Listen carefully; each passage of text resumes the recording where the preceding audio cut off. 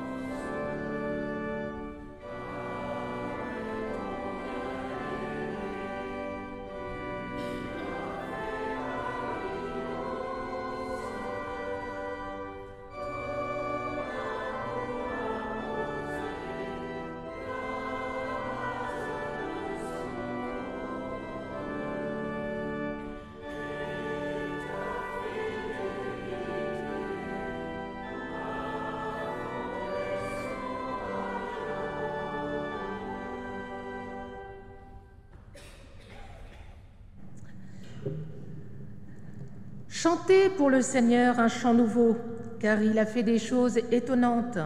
Sa main droite et son bras saint lui ont donné la victoire. Le Seigneur a fait connaître son salut. Il a dévoilé sa justice sous les yeux des nations. Il s'est souvenu de sa fidélité et de sa constance envers la maison d'Israël. Toutes les extrémités de la terre ont vu le salut de notre Dieu. Acclame le Seigneur, terre entière, éclatez en cris de joie, chantez, jouez de la lyre pour le Seigneur. Sur la lyre, jouez une mélodie, avec des trompettes, au son de la trompe, lancez des acclamations devant le roi, le Seigneur. Que la mer retentisse avec tout ce qui s'y trouve, le monde avec tous ceux qui l'habitent. Que les fleuves battent des mains, qu'avec eux les montagnes poussent des cris de joie devant le Seigneur, car il vient juger la terre. Il jugera le monde avec justice, il jugera les peuples avec droiture.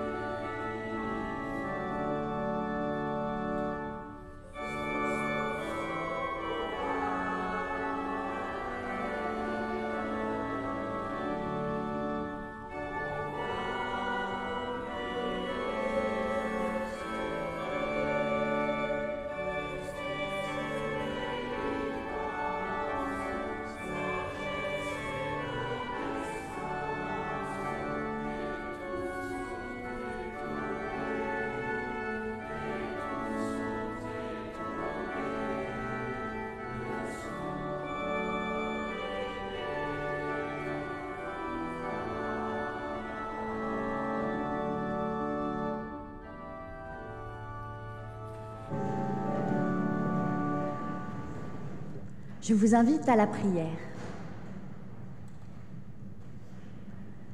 Seigneur, en ce temps de Noël, nous prenons le temps de t'ouvrir la porte de notre cœur afin que tu y vois nos joies et nos peines, ce qui adoucit nos journées et ce qui les rend amères. En ce jour de Noël, où nous nous rappelons que ton Fils s'est incarné sur terre pour nous apporter une parole d'amour destinée à illuminer notre vie, nous te demandons pardon. Pardon pour toutes les fois où nous n'avons pas su aimer, où nous avons dit des paroles blessantes, où nous nous sommes emportés contre les autres et contre toi. Pardon pour toutes les fois où nous n'avons pas su témoigner de la foi qui nous anime et que nous aimerions tant partager avec ceux qui nous entourent. Pardon pour toutes les fois où nous avons douté de ton action dans ce monde, oubliant que si nous ne te laissons pas agir à travers nous, alors tu ne peux pas changer les choses. Seigneur, en ce jour de Noël, viens nous parler encore, viens encore une fois nous relever, afin que nous soyons des êtres remplis de ta lumière. Amen.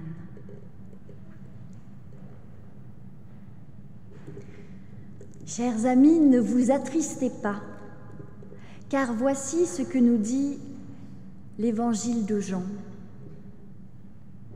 À tous ceux qui ont reçu la parole, elle a donné le pouvoir de devenir enfants de Dieu, à ceux qui mettent leur foi en son nom.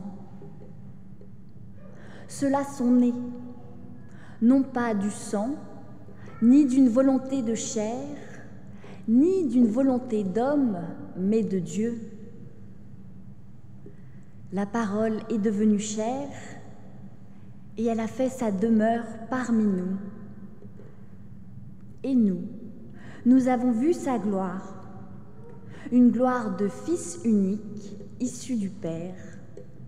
Elle était pleine de grâce et de vérité. À vous qui avez reçu la parole, à vous qui avez mis votre foi en Dieu, ne vous attristez pas. Vous êtes enfants de Dieu. Et Dieu est plein de grâce et de vérité. C'est donc avec joie qu'il vous offre son pardon et vous donne la force de continuer à faire sa volonté. En effet, il vous dit « Il faut encore que tu parles en prophète sur beaucoup de peuples, de nations, de langues et de rois. » Recevez donc son pardon et sa force, afin que vous puissiez continuer à parler de son amour pour le monde. Amen.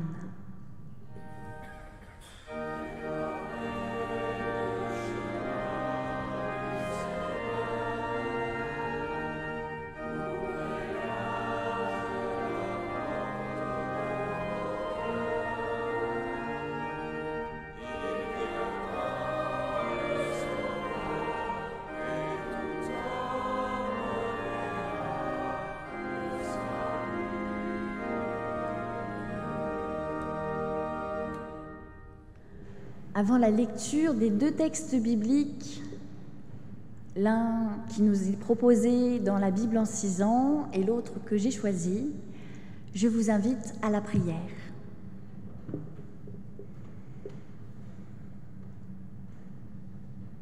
Seigneur notre Dieu, en ce jour de fête où tout nous pousse à ne plus penser à toi, nous voici là, quand même présents. Nous avons pris le temps, pour certains, de quitter nos familles, de mettre de côté le repas à venir, et nous voici. Nous sommes là car, nous le savons, Noël est ta fête. Noël est la fête où nous nous rappelons que tu es venu pour chacune et pour chacun de nous, où nous nous rappelons que nous avons besoin de toi dans nos vies.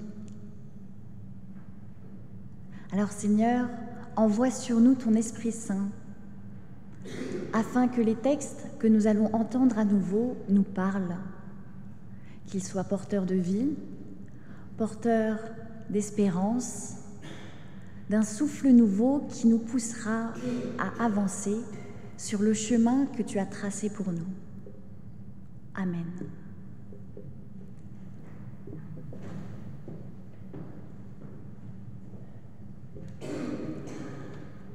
Je vous invite à la première lecture dans Jean 1, versets 1 à 14. Au commencement était la parole. La parole était auprès de Dieu. La parole était Dieu. Elle était au commencement auprès de Dieu. Tout est venu à l'existence par elle, et rien n'est venu à l'existence sans elle. Ce qui est venu à l'existence en elle était vie, et la vie était la lumière des humains. La lumière brille dans les ténèbres, et les ténèbres n'ont pas pu la saisir. Survint un homme, envoyé de Dieu, du nom de Jean. Il vint comme témoin pour rendre témoignage à la lumière, afin que tous croient par lui. Ce n'est pas lui qui était la lumière. Il venait rendre témoignage à la lumière. La parole était la vraie lumière, celle qui éclaire tout humain. Elle venait dans le monde. Elle était dans le monde, et le monde est venu à l'existence par elle, mais le monde ne l'a jamais connue. Elle est venue chez elle, et les siens ne l'ont pas accueillie. Mais à tous ceux qui l'ont reçue, elle a donné le pouvoir de devenir enfants de Dieu, à ceux qui mettent leur foi en son nom. Ceux-là sont nés non pas du sang, ni d'une volonté de chair, ni d'une volonté d'homme, mais de Dieu. La parole est devenue chair, elle a fait sa demeure parmi nous, et nous avons vu sa gloire, une gloire de Fils unique issu du Père. Elle était pleine de grâce et de vérité. Et le deuxième texte, dans Apocalypse 10, versets 8 à 11. La voix que j'avais entendue venir du ciel parla encore avec moi. Elle me dit, « Va prendre le petit livre ouvert dans la main de l'ange qui se tient debout sur la mer et sur la terre. » J'allai vers l'ange et je lui dis de me donner le petit livre. Il me dit, « Prends-le et avale-le. Il remplira ton ventre d'amertume, mais dans ta bouche, il sera doux comme du miel. » Je pris le petit livre de la main de l'ange et je l'avalai. Il fut doux comme du miel dans ma bouche, mais quand je l'eus mangé, mon ventre fut rempli d'amertume. Alors on me dit, « Il faut encore que tu parles en prophète sur beaucoup de peuples, de nations, de langues et de rois. »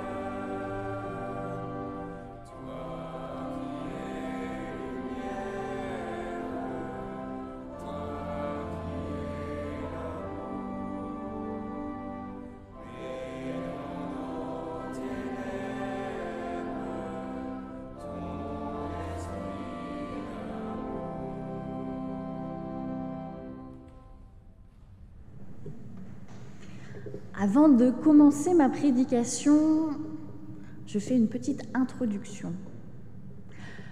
Tout a commencé il y a une dizaine de jours lorsque, dans le groupe du partage biblique du Grésivaudan, et oui, encore, nous avons étudié un texte de l'Apocalypse, dont une partie que j'ai reprise pour nous ce matin.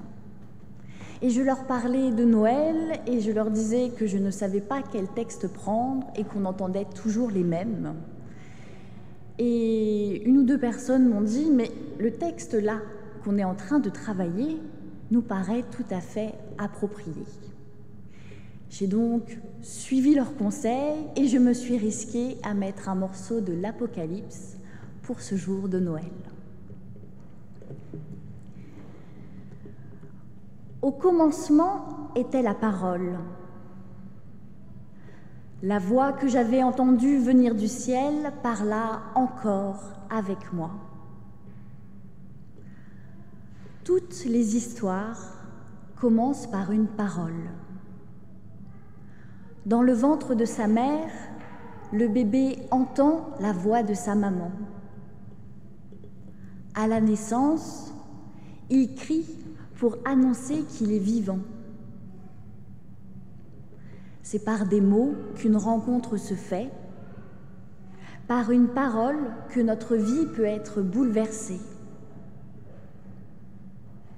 Toute personne ayant vécu une conversion a été marquée par une parole à un moment donné de sa vie. Et si vous êtes là ce matin, c'est bien pour entendre une parole venant de Dieu. Tout le culte protestant, vous le savez, tourne autour de la parole, car nous croyons fermement dans les mots du prologue de Jean que nous venons d'entendre et qui nous dit « Au commencement était la parole était auprès de Dieu, la parole était Dieu. Tout est venu à l'existence par elle et rien n'est venu à l'existence sans elle. Ce qui est venu à l'existence en elle était vie, et la vie était la lumière des humains. » Oui, nous croyons que la parole révèle Dieu et nous appelle à une vie lumineuse. Nous croyons qu'un jour, cette parole s'est incarnée dans un enfant, que cet enfant, une fois devenu homme, a voulu transmettre cette parole par des actes, afin que chaque être humain puisse vivre en communion avec son Créateur. Oui, nous croyons que la parole est plus forte que la mort, qu'elle est porteuse de vie. Et c'est cela aussi que nous célébrons à Noël. Et nous avons la responsabilité de transmettre cette parole, cette bonne nouvelle. Pourtant, dans le monde dans lequel nous vivons, c'est pas toujours facile. Souvent, nous taisons notre foi à notre famille ou dans notre travail, par peur d'embêter les autres avec nos histoires à dormir debout, ou parce que nous ne voulons pas froisser ceux que nous aimons. À l'approche de Noël, cette année, certains d'entre vous sont venus me voir en disant « Cette année, c'est décidé, j'aimerais bien faire connaître le vrai sens de Noël à mes petits-enfants. Mais je n'ose pas et je ne sais pas comment faire. » Oui, parler de notre foi n'est pas facile. Et cela nous laisse un goût amer dans la bouche, car nous savons que nous ne faisons pas ce à quoi notre foi nous appelle. C'est pourquoi aujourd'hui j'ai décidé de vous parler, en plus du prologue de Jean, de ce passage de l'Apocalypse qui nous parle de ce petit livre ouvert. Je vous relis le passage. Il est plein de symbolique, il n'est pas à prendre au pied de la lettre. La voix que j'avais entendue venir du ciel parla encore avec moi. Elle me dit « Va, prends le petit livre ouvert dans la main de l'ange qui se tient debout sur la mer et sur la terre. » J'allai vers l'ange et lui dis de me donner le petit livre. Il me dit « Prends-le et avale-le. Il remplira ton ventre d'amertume, mais dans ta bouche, il sera doux comme le miel. » Je pris le petit livre de la main de l'ange et je l'avalai. Il fut doux comme le miel dans ma bouche, mais quand je l'eus mangé, mon ventre fut rempli d'amertume. Alors on me dit, il faut encore que tu parles en prophète sur beaucoup de peuples, de nations, de langues, de rois. Ce texte que nous avons étudié avec le groupe du partage biblique du Grésivaudan raconte en images l'histoire de tous les chrétiens. À un moment de notre vie, celui de notre conversion, ou d'une de nos conversions, parce qu'on peut se reconvertir plusieurs fois, nous rencontrons un ange, un messager porteur d'un petit livre. Ce petit livre symbolise la bonne nouvelle de Jésus-Christ. Il est ouvert, c'est-à-dire que tout le monde peut le consulter. Il n'est pas destiné à un peuple en particulier, car l'ange qui le tient se trouve sur la mer et sur la terre, c'est-à-dire qu'il englobe notre monde parce que ce livre est pour le monde. Un jour, une parole nous arrive. Cela peut être au cours d'un culte, d'une discussion entre amis, peu importe. Un jour, une voix se fait entendre. Elle nous dit « Prends, ingère cette bonne nouvelle, comme si tu la mangeais. » Le message du Christ n'est pas fait pour être entendu puis mis de côté, mais bien pour faire corps avec nous, pour être digéré, afin que nous soyons à notre tour corps du Christ.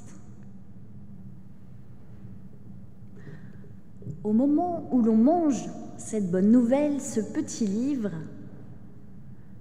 il est petit parce qu'il ne contient pas grand-chose. Il contient une phrase qui nous dit « Tu aimeras le Seigneur ton Dieu et ton prochain comme toi-même. » Au moment où l'on mange, où l'on reçoit ce petit livre, notre vie change. C'est le moment de notre conversion, le moment où nous décidons de dire oui à Dieu. Dans les premiers temps, cette parole nous paraît douce comme du miel. Elle illumine notre vie, car comme le dit Jean, elle est pleine de grâce et de vérité. Cette parole nous apprend que nous sommes aimés par Dieu tels que nous sommes. Cette parole nous apprend que nous sommes sauvés par Jésus-Christ, afin que nous puissions changer radicalement. Cette parole nous apprend que nous ne sommes pas seuls, mais accompagnés tout au long de notre vie par l'Esprit Saint, afin de vivre une vie heureuse et lumineuse. Oui, que de bonnes nouvelles qui ont la douceur du miel. Mais ensuite, cette parole nous paraît amère. Elle reste sur notre estomac, difficile à digérer. car ces petits mots de rien du tout, tu aimeras comme moi je vous ai aimé, nous engagent et nous obligent infiniment. Cette parole va à contre-courant du monde dans lequel nous habitons. Cette parole nous invite à la confiance, confiance en Dieu, en l'avenir, en l'autre. Alors que le monde autour de nous nous hurle de se méfier de son voisin, nous dit que l'avenir est foutu et que Dieu est mort. Cette parole nous demande de ne pas juger. Dans un monde où l'on enferme chaque individu dans des cases bien étiquetées, où on lisse les différences et la complexité de chaque être afin de se rassurer. Cette parole nous appelle à l'espérance, alors que raisonnablement, il n'y a plus d'espoir pour l'humanité. Et si vous voulez développer le sujet de différence entre espoir et espérance, là je fais un coup de pub. Je vous invite à revoir le culte fait par Hervé Gantz le 10 décembre dernier, où il nous a parlé de ce sujet-là en particulier. Enfin, cette parole nous invite, nous demande de changer radicalement et de dire haut et fort que Dieu nous aime, qu'il donne un sens à notre vie, une vie faite pour aimer et pour aider ceux qui nous entourent. Alors, lorsqu'on a réalisé tout cela, l'amertume vient. Car aucun de nous ne peut dire « j'ai fait tout ce qui était en mon pouvoir pour aimer, agir, pratiquer la foi qui m'a été donnée. Jamais je n'ai abandonné, je me suis toujours confié dans le Seigneur pour éclairer mon chemin. » Non, des paroles comme ça, aucun de nous ne peut le dire. Et alors vient l'amertume, où l'on réalise que l'on n'a pas été à la hauteur. Heureusement pour nous, le texte ne s'arrête pas là. Après le choc du réel, arrive une parole. Encore et toujours une parole qui vient nous relever, nous encourager à parler encore à beaucoup de personnes. Des personnes avec des postes importants ou des anonymes, là n'est pas l'essentiel. L'important est de parler et d'agir en accord avec nos paroles afin d'être crus. Dans les moments de désespoir et d'amertume, une parole vient nous relever, nous rappeler la douceur du miel, la douceur de nos rencontres avec Dieu, la douceur d'un ami qui un jour nous a dit « Merci pour ce que tu as dit ce jour-là, ça m'a fait du bien. » Oui, avoir la foi, ce n'est pas un long fleuve tranquille. La foi est à l'image de la vie, avec ses temps de douceur et ses temps d'amertume. Mais la douceur est là pour nous rappeler pourquoi nous œuvrons, et l'amertume est là pour nous titiller, pour nous encourager à continuer, à parler encore.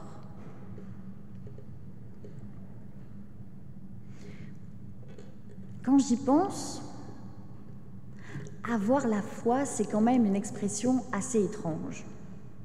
Parce que la foi, ça ne se possède pas. Ça ne s'enferme pas dans un coffre-fort comme un objet ou comme un cadeau de Noël. La foi, c'est comme une parole ou la lumière d'une bougie. On peut entendre une parole, la faire nôtre, mais on ne peut pas la toucher. On peut avoir une bougie, mais on ne peut jamais avoir la flamme.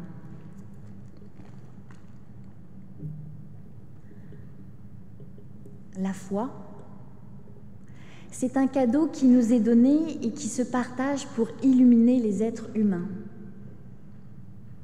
La foi, c'est un cadeau non palpable qui nous fait naître à nouveau pour devenir enfants de Dieu par une parole dite un jour au détour d'une conversation, puis reçue, assimilée au plus profond de nos entrailles et éclairant notre regard sur le monde.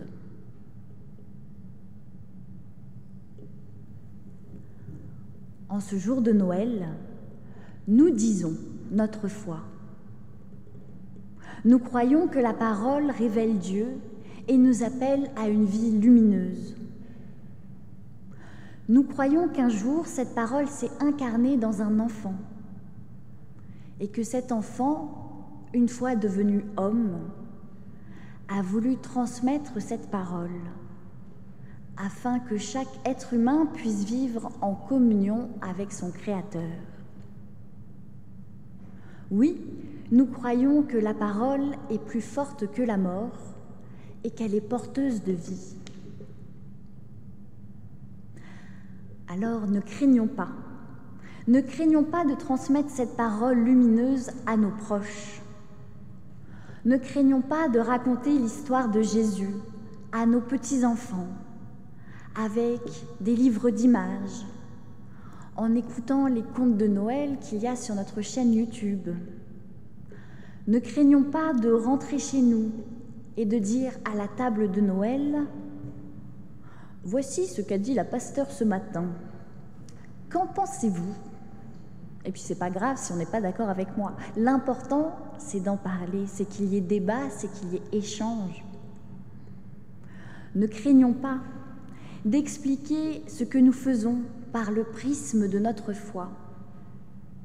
De dire, si je suis bénévole dans cette association-là, c'est parce que je crois. Ne craignons pas de dire, si je donne de mon argent, c'est parce que je crois. Si je prie tous les matins ou une fois par semaine, c'est parce que je crois. Peut-être que vos paroles ne porteront aucun fruit.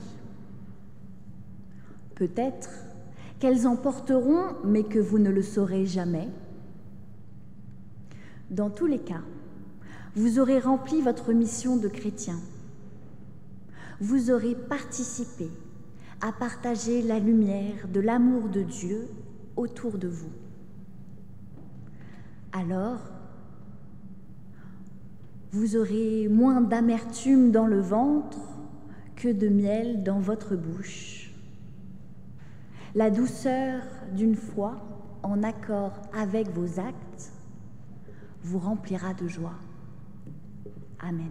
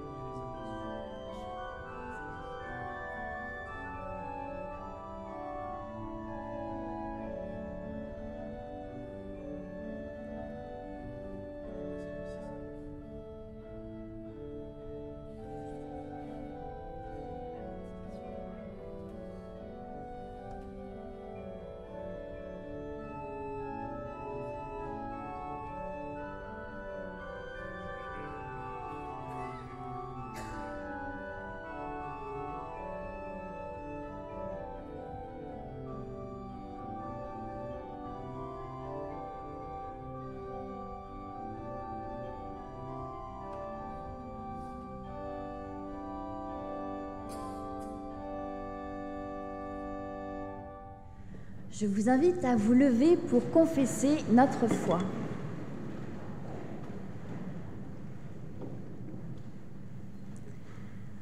Non, il n'est pas un Dieu silence, mon Dieu en qui je crois.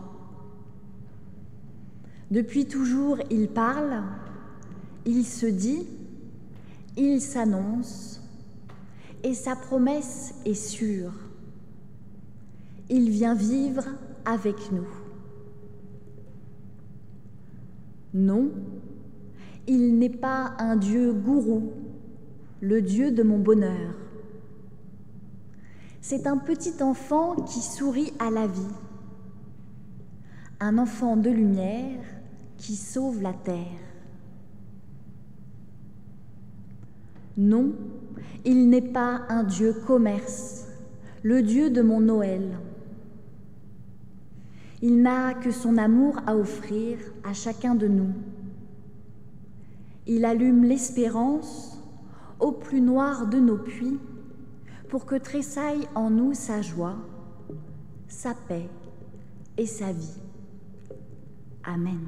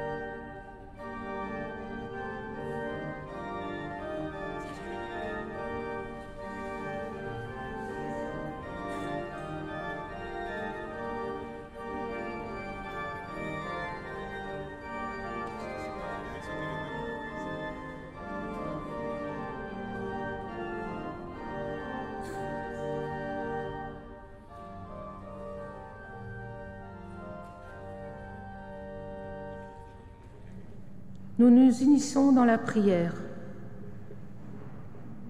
Père, ta parole est amour pour le monde.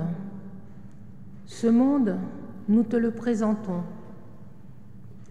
En ce jour où ton Église est en fête sur toute la terre, garde-la, qu'elle demeure lumière et sel de la terre. Aide-nous à partager la joie de l'espérance donnée par la naissance de ton Fils, Jésus. Nous te prions pour celles et ceux qui ne peuvent pas entrer dans la joie de Noël, pour les enfants qui souffrent du manque d'amour dans leur corps et dans leur cœur, pour les jeunes touchés par les problématiques climatiques en recherche de sens, pour les personnes qui souffrent de solitude, d'angoisse, touchées par la maladie, par le deuil, pour toutes les victimes de la guerre, de la maladie, de la faim, pour tous les hommes et les femmes fragilisés, découragés par les épreuves de la vie. Pour toutes ces situations, tu sais mettre ta main pour apaiser, encourager, permettre la rencontre, aider à retrouver l'espoir de solutions. Sois auprès de nos dirigeants afin de les guider dans les bons choix et permettre de trouver des compromis de paix.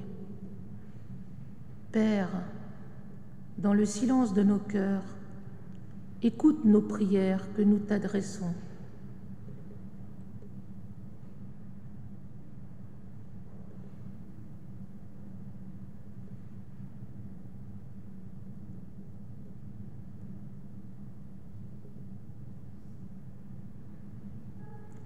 Que ta lumière soit pour nous tous source de joie et d'espérance. Et ensemble, nous disons la prière que tu nous as enseignée. Notre Père, qui es aux cieux, que ton nom soit sanctifié, que ton règne vienne, que ta volonté soit faite sur la terre comme au ciel. Donne-nous aujourd'hui notre pain de ce jour. Pardonne-nous nos offenses, comme nous pardonnons aussi à ceux qui nous ont offensés. Ne nous laisse pas entrer en tentation, mais délivre-nous du mal, car c'est à toi qu'appartiennent le règne, la puissance et la gloire, pour les siècles des siècles. Amen.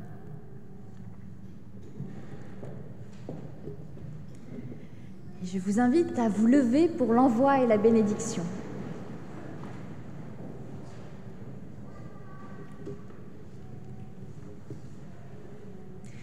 La voix que j'avais entendue venir du ciel parla encore avec moi.